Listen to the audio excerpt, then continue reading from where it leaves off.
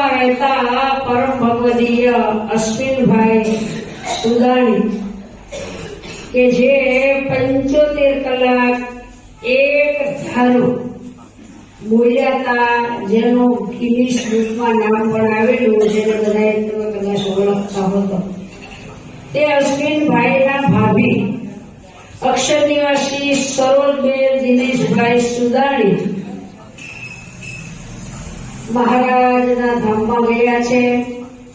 બહુ જ ભક્તિવાળા હતા સરોજબેન. અખંડ મહારાજનું ભજન કરતા. આમ તો આખો સુદાણી પરિવાર અહીંયા સુરતમાં જ રહે છે અને ખૂબ જ ભગવાનના ભક્ત છે.